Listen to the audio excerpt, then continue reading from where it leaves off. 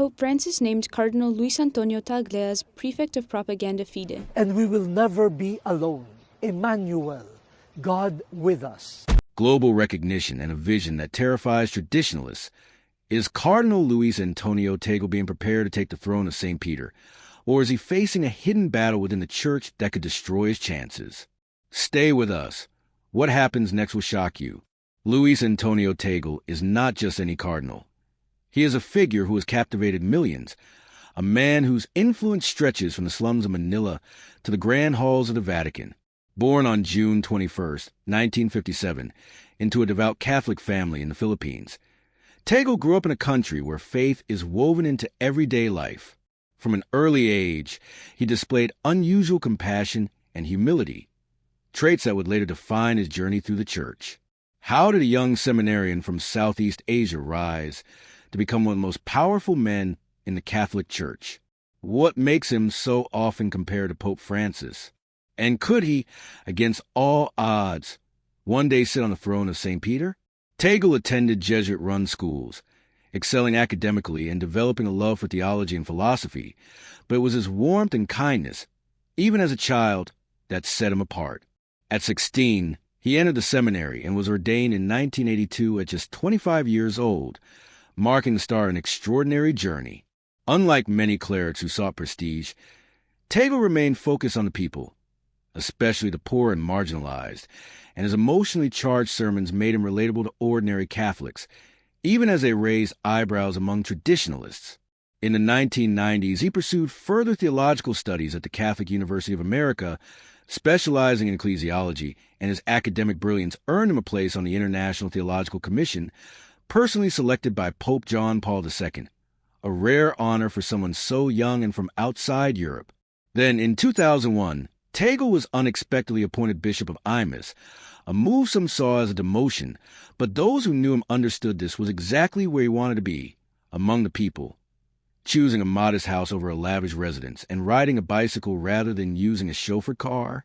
His humility caught the attention of Pope Benedict XVI, who in 2011 appointed him Archbishop of Manila, one of Asia's most powerful Catholic positions, and just a year later, Tagle was elevated to the rank of cardinal, becoming one of the youngest members of the College of Cardinals at just 55 years old, cementing his place as one of the most influential voices in global Catholicism.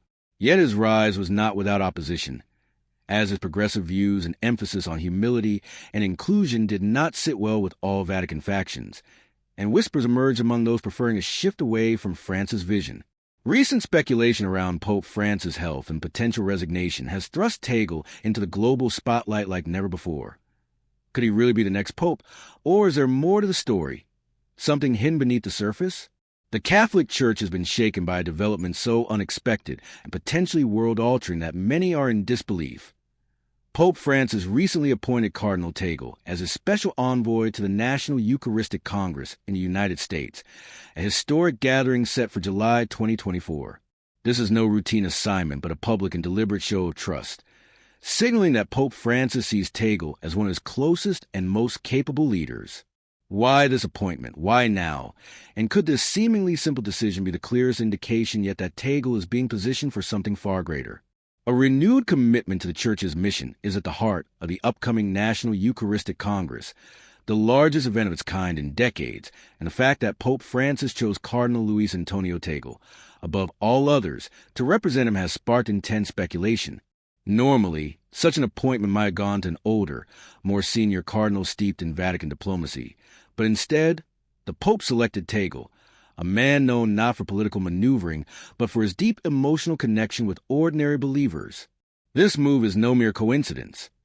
Tagle's role means he will represent the Pope on one of the largest Catholic stages outside Rome, watched closely by religious communities, world leaders, and influential Catholic organizations. If Pope Francis wanted to send an unmistakable signal of trust, he could not have chosen a clearer way. Yet this appointment is only part of why Tagle's name has been making headlines. For months, rumors of Pope Francis' possible resignation have circulated, fueled by reports that Tagle is being groomed as a successor. Since Pope Benedict XVI's historic resignation in 2013, the idea of a pope stepping down no longer seems unthinkable, and whispers of Francis' declining health, marked by knee and respiratory issues, along with reduced travel and limited audiences, have only intensified speculation. What makes this even more intriguing is that Tagle consistently ranks among the top contenders for the papacy. Unlike previous elections dominated by European or Latin American figures, Tagle represents a potential shift toward a more global, inclusive church. His leadership in the dicastery for evangelization, his rising influence in Vatican affairs, and now his prominent role as speculation special envoy, the Vatican issued a swift denial, stating that Pope Francis remains committed to his duties. Yet the denials have only fueled further questions. Why is Francis increasingly delegating high-profile responsibilities to Tagle?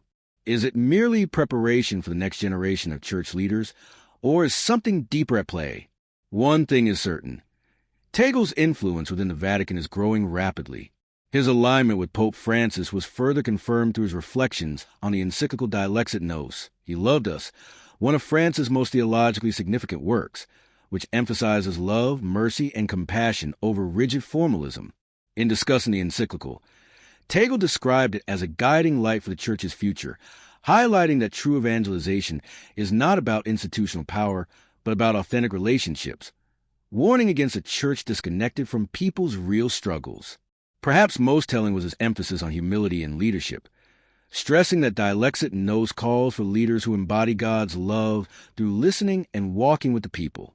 For those paying attention, Tagle's words are not just an endorsement of the Pope's vision. They position him as its living embodiment and point toward how he believes the Church should be led in the future. This raises the ultimate question. Is all of this just coincidence, or is Tagle being quietly prepared for something far greater? While some believe he is one of the strongest contenders should Francis step down, others argue his rapid rise has made him a target for those opposed to the Pope's vision. Either way, one thing is undeniable. Luis Antonio Tagle is no longer merely a rising star in the Catholic Church. He has become one of its most influential figures, helping to shape its future. Tagle's role in the Vatican is no minor position.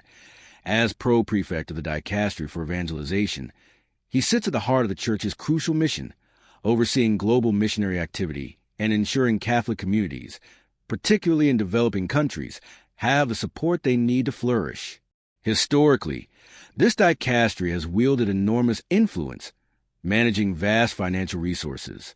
The dicastery for evangelization, historically responsible for controlling bishop appointments in mission territories and shaping Catholic doctrine in regions where Christianity was expanding, was restructured and strengthened under Pope Francis, becoming the foremost authority on evangelization. And Pope Francis chose Tagle to lead it. This appointment sent a clear message. The man who had long championed a more compassionate, inclusive, and globally conscious church was now tasked with guiding how the church spreads its message worldwide. Since stepping into this role, Tagle has pushed for a radical shift in missionary work, moving away from colonial-style evangelization toward genuine cultural integration and local leadership. For Tagle, evangelization is not about imposing doctrine, but about walking alongside people in their struggles and being present in their lives. This raises a critical question. Is Tagle using his position to steer the Church in a direction that some in the Vatican resist? The Catholic Church contains powerful factions. On one side, a movement led by Pope Francis and Tagle that advocates modernization, inclusivity, and addressing real-world issues like economic justice, environmental stewardship, and interfaith cooperation. On the other, conservative forces, particularly among European and U.S. cardinals, who favor preserving tradition, doctrinal rigidity, and minimizing political engagement.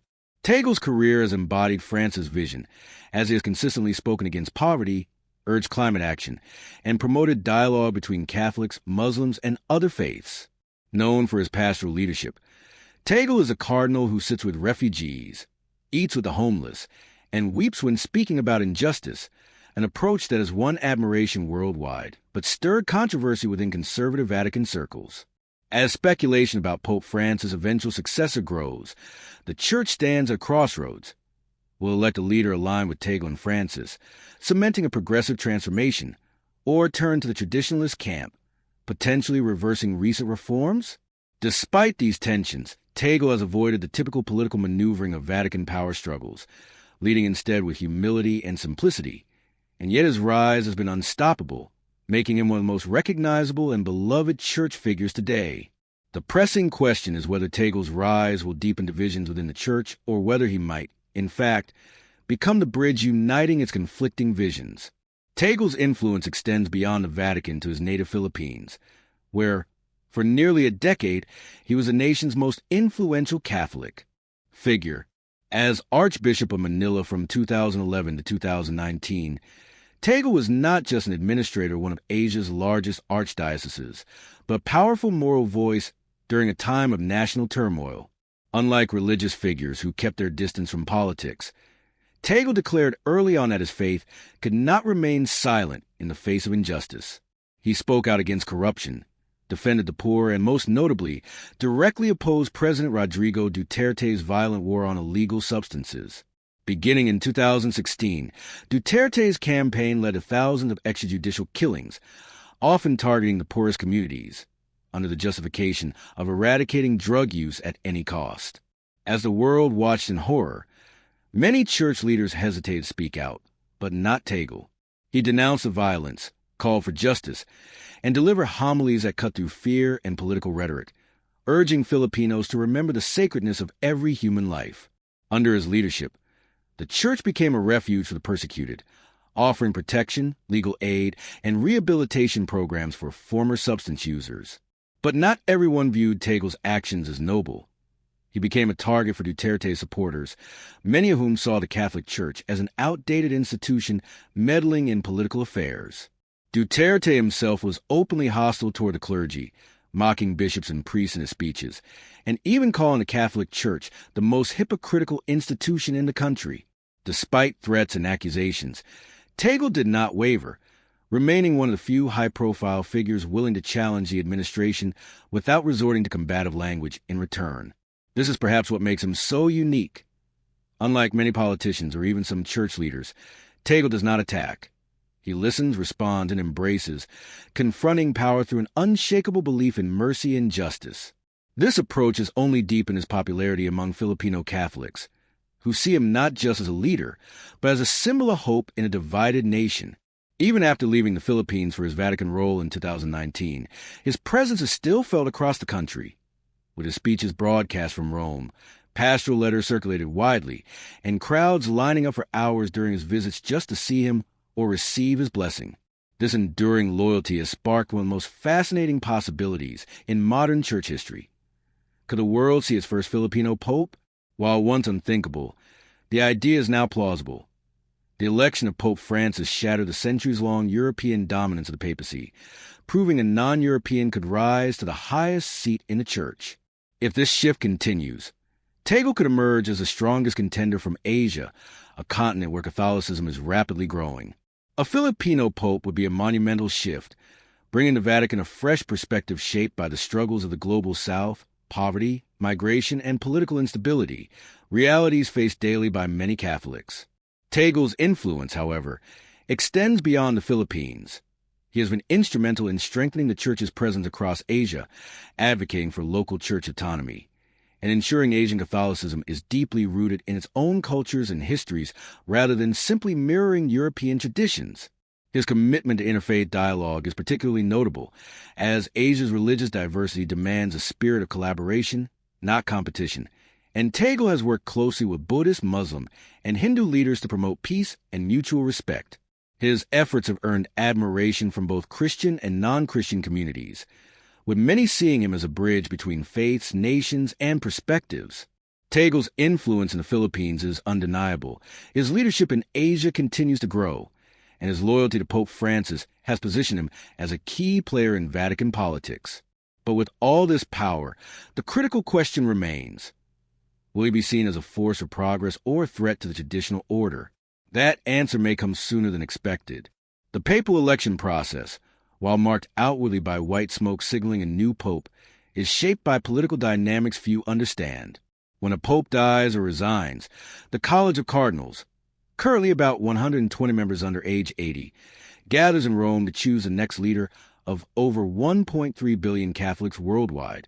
Though voting happens in secrecy, alliances form long before the Sistine Chapel doors are locked, as cardinals come prepared with their preferences and strategies, some favoring continuity, others seeking change, and still others aiming to preserve their own influence. This makes Tagle's candidacy both fascinating and complex. At 67, he is young enough to be a serious contender, and his current role as pro-prefect of the dicastery for evangelization places him at the heart of the Church's global mission, a detail of no small importance, as past popes have often emerged from high-ranking Vatican positions. With his global influence and close ties to Pope Francis, Tagle stands as one of the most recognizable and compelling figures in the Church today. But being eligible does not mean being inevitable, and one of the greatest obstacles Tagle faces is the long-standing European bias in papal elections. While Pope Francis from Argentina broke the pattern of electing a European pope, the reality remains that for nearly 2,000 years, the vast majority of popes have come from Europe, and some Vatican insiders believe the Church is not yet ready for an Asian pope, especially given that much of its hierarchy is still deeply rooted in European traditions. Another major challenge is a growing divide between the progressive and conservative factions within the Church. Tagle is widely seen as a continuation of Pope Francis' vision, emphasizing inclusivity, social justice, and a church that prioritizes the poor, but not all cardinals agree with this direction. A powerful conservative bloc in the Vatican believes Francis has already gone too far, and that the Church must return to more traditional, doctrinally rigid structure, seeing Tagle as a threat who might continue and even expand Francis' reforms. There's also the issue of power itself. While many imagine the papacy as a purely spiritual role, it is also a position of immense institutional control, with the Pope responsible for appointing cardinals, shaping church policies, and guiding the Vatican's global interactions. Some factions within the Church are less focused on theology and more on maintaining influence within Vatican politics, and a leader like Tagle, known for his humility, emotional connection with people, and emphasis on mercy over control, may not align with the more bureaucratic side of Vatican leadership. Furthermore, Tagle is not the only contender. If Pope Francis were to step down or pass away, other strong candidates could challenge him, such as Cardinal Peter Erdo of Hungary, a representative of the Church's conservative wing who is seen as someone likely to reinforce traditional teachings on sexuality, marriage, and church authority. Cardinal Matteo Zuppi of Italy, another potential candidate, is a progressive leader considered more diplomatic than Tagle, with strong backing from the European Church and experience in international peace efforts, making him a possible compromise choice for those wary of electing an Asian pope. Cardinal Christoph Schonborn of Austria, highly respected for decades and influential in shaping modern Catholic theology, is also mentioned, though at 79 years old, his age may work against him. Compared to these candidates, Tagle represents something entirely different. He is not European, not a traditionalist, and not deeply embedded in Vatican bureaucracy. He is a global figure who understands the struggles of Catholic communities outside the Western world, symbolizing a shift toward making the Church truly universal. This is where the election process becomes unpredictable. If the College of Cardinals decides the Church needs to reinforce its traditional structure, a European conservative like Erdo could be chosen. But if they believe the Church's future lies in its growing global influence, Tagle could emerge as the face of a new Catholicism, one that moves beyond its historical European base and embraces the millions of believers in Asia, Africa, and Latin America. So, could Tagle really be the next pope? The answer depends not only on his undeniable qualifications, but also on whether the Church is ready for the kind of change he represents.